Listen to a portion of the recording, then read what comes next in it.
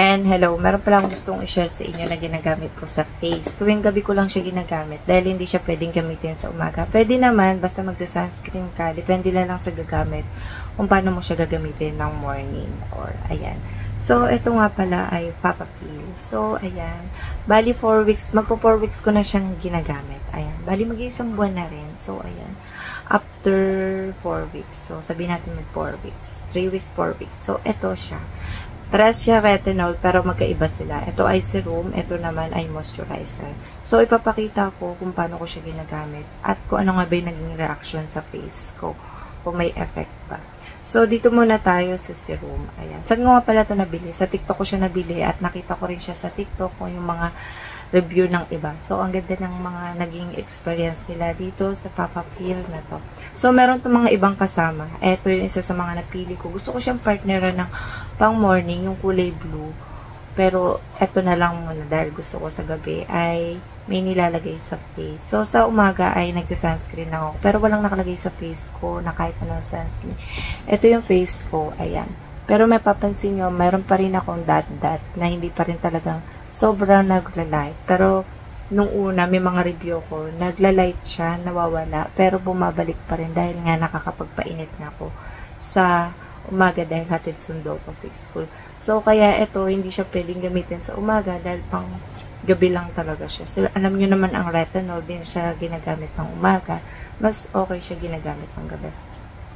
So, dito tayo sa retinol. Ayan, sa serum, dahil ito yung unang ginagamit at pangalawa to.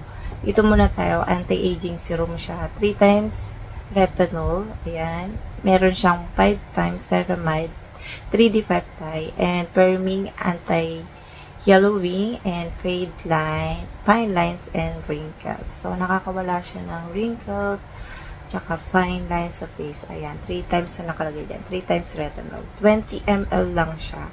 So, pagdating sa likod ay nandito kung paano siya gamitin. Ayan. Maghilamos muna kayo. Mag-cleanse muna kayo or kaya mag-toner. Ayan. Pwede rin naman hindi mag-toner. Ayan. Depende na lang sa gagamit. Ako hindi ako nagto-toner. So, diretso talaga ako. Pagkahilamos ko, diretso maganito. Ayan. And syempre, pagkatapos ito, ito naman yung susunod na gagamitin. Partner talaga sila. So, ayan. And nandito yung yung, syempre kung sa mga preggy, tsaka sa mga laki. Magtanong muna kayo sa doktor at ipapakita nyo kung ano yung gusto nyo gamitin na product para safe si baby, diba? Para, syempre, makikita yung ingredients dito, babasahan ni doc. Obi nyo kung ano yung pwedeng, hindi ba pwede or pwede. So, ayun yung importante. Sila yung nakakaalam. So, ayan yun na nakalagay lang dyan. So, ayan. Ito, papakita ko yung loob niya. Ito yung laman niya. So, punong-puno to nung natanggap ko to. So, diba, ayan. Tipid din to gamitin dahil di ganito siya. Nakokontrol mo siyang ganun. Isang ganun mo lang, konti lang ilalabas niya. So, ipapakita ko siya kung paano ko siya ginagamit. So, ayan yung itsura niya. Ayan. Ayan. Puti lang to, parang clear na clear lang. Hindi siya yellow. Ayan. So, ipapakita ko siya. Ano ko siyang nilalagay. So, ayan. Wala pala nakalagay sa face ko. So, ganito lang siya. Ayan. Ganyan lang siya. Ayan lang. Siyempre, yung eye mo, papaano mo siya. Basta, mo lang siya. Wag sobra. Ayan. Ganyan lang siya kakonti. Ayan. Ayan. Siyempre, yung part ng sa face mo, yung kumukulubot dito, dito, and special dito sa noo. Ayan, diba? Kakagamit ko ng mga retinol. So, hindi na rin ako nahihirapan gumamit nito sa face ko. Nakapag-adjust na siya dahil sinunod-sunod ko yung pattern kung paano siya gamitin. So, ipapaliwanag ko kung paano siya gamitin, lalo na sa mga beginner. So, ayan. Huwag mo kakalimutan yung leeg mo. Ayan. Importante ang leeg. Dahil isa rin yan na kumukulubot sa leeg natin ang skin. Tsaka pag nagsa-sunscreen, wag din kakalimutan. So, ngayon, dahil morning ngayon, ayan, hindi naman ako lalabas din, kaya hindi rin ako mainitan. Pwede ko rin siya gamitin ng morning, basta hindi ako lalabas. So, ayan, ko muna siya, pinapatuyo bago ko siya gamitin to. So, ito naman tayo, dito naman tayo sa anti-aging moisturizer siya. 3 times retinol din siya. And meron din siyang ceramide. Ito naman ay walang nakalagay na 5 times dito sa moisturizer. Dito meron siyang ceramide, meron siyang vitamin E, collagen, reduce wrinkles, and improve elasticity. So, 3 times retinol din siya. 30 grams. So, ito nga pala ay 20 ml. Ayan. Ayan. Ito yung laman niya. So, pagdating dito sa likod, syempre, kung paano mo rin siya gamitin, magilamos ka muna, tapos mag-toner. Syempre, ang nakalagay dito ay, ayan, pwede mo siyang, ito nga muna unang ginagamit, tapos sunod to. So, lagyan mo siya sa face mo, tsaka sa neck mo, ayan. Nandito rin yung ingredients niya. Sobrang daming ingredients niya. Ayan, ayan siya. Syempre, ayun. O nga pala, pagka nilalagay nyo to sa mga tamang lagayan, ay wag na iinitan. So, nakalagay rin naman kasi dito, dry freeze lang, and hindi siya naiinitan sa lagayan. So, ito yung itsura ng laman niya. So, ayan siya, diba? Ayan. So, sa likod, wala siya. And sa harap lang talaga. Kung ano yung nasa box, nabanggit ko, ito rin yung nandito. So, ipapakita ko yung laman niya. So, ayan, wala siyang pang-scoop. Talagang ganyan lang siya. Ayan. Punong-puno to nung natanggap ko to. As in, puno siya. So, ayan, after 4 weeks. Ayan. And, isang buwan na rin. So, ayan, gagamitin ko. Tuyo na yung face ko. So, sa paglagay nito ay dito lang. Hindi mo naman kailangan sobrang dami. So, yung eye mo, pailibutan mo ganyan. So, dahan-dahan lang din. Ayan.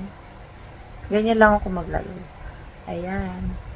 Tapos, dito rin. Ayan. Siyempre, yung tenga mo, huwag mong kakalimutan. So, may sugat ako dito nung nakaraan. Sobrang daling nawala. Ayan. Ayan. Maganda rin kasi gumagamit ng moisturizer. Talaga. Sa gabi. Ayan. Daily na ako naggagawa kasi pang 4 weeks ko na rin. Mag-iisang buwan na rin kasi. Ayan. Ayan. Ipapaliwanag ko paano siya ginagamit nung una. So, ayan. Gamit na gamit ko siya. So, nagustuhan ko to dahil hindi ako rito nagkaroon ng pimples or breakout. Or kaya nagka-irritate ako. Hindi naman. Ayan. So, ito na siya. Yung pinaka-finish niya. Ayan. Ayan siya. Sa gabi lang siya ginagamit, Ayan, sa gabi lang siya. Hindi siya malagkit. Smooth siya at na-absorb niya agad sa skin ko. Sa face ko. So, sa beginner pala, kung first week ka lang gumagamit nito, ay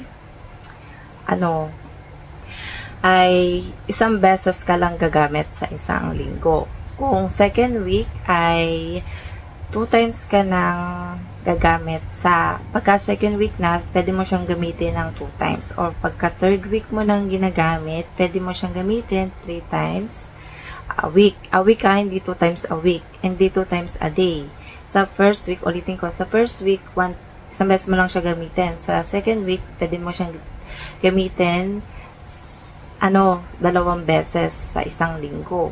So, sa third week, ay pwede mo siyang gamitin sa 3 beses sa third week yun sa isang linggo pwede mo siyang gamitin.